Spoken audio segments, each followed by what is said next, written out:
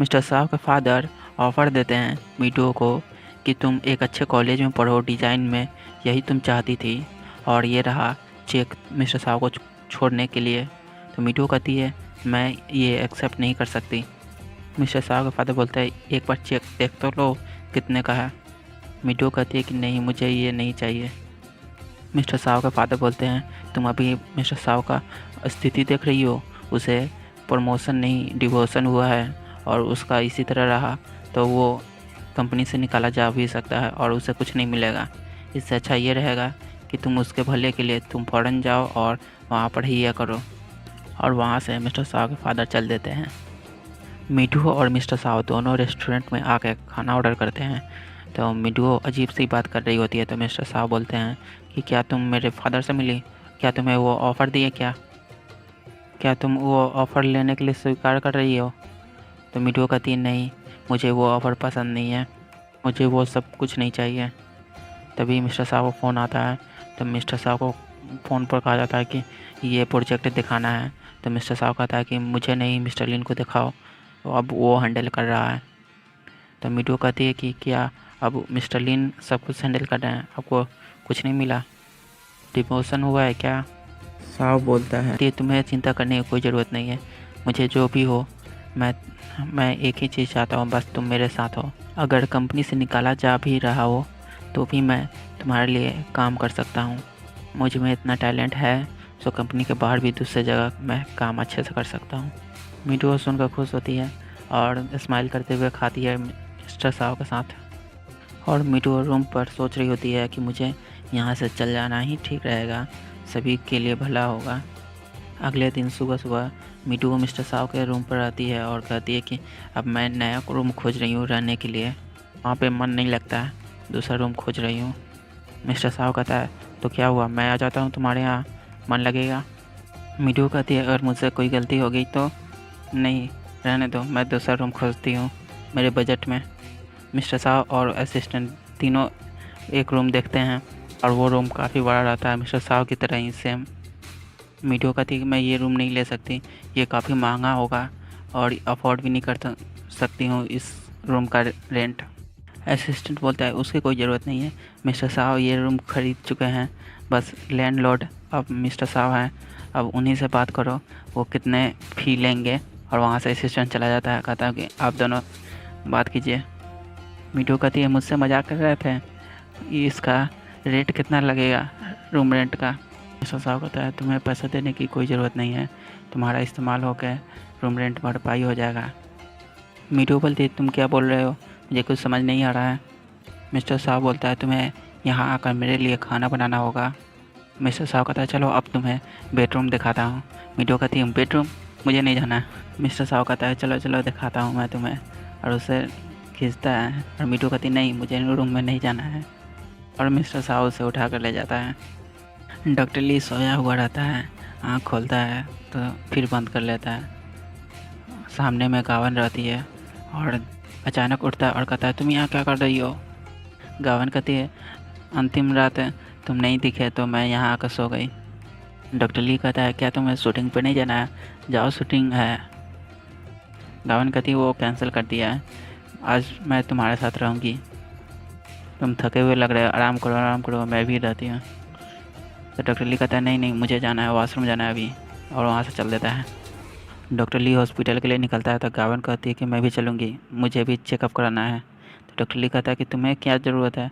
Doctor Li और गावन दोनों कार से जा रहे होते हैं, तभी गावन बार बार डॉक्टर ली के करीब आने की कोशिश करती है। तो डॉक्टर ली कहता है कि मुझे कुछ थोड़ा टाइम चाहिए, इतना फास्ट करोगी तो मैं समझ नहीं आ रहा है क्या करूँ, मैं अपनी तरफ से कोशिश कर रहा हूँ।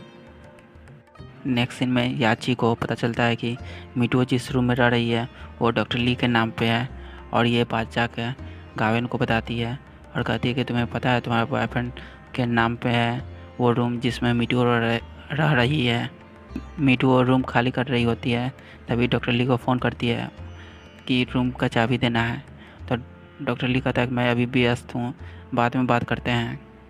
वहाँ पर साइड में गावन आकर ये देख लेती है कि मीठू डॉक्टर ली से बात कर रही है।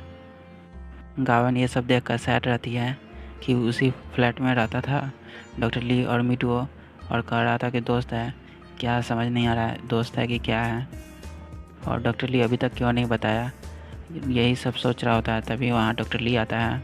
गावन अपना चेहरा छुपा रही होती है रोता हुआ। तो डॉक्टर ली कहता है क्या हुआ। तो गावन कहती है दर्द कर रहा है गर्दन।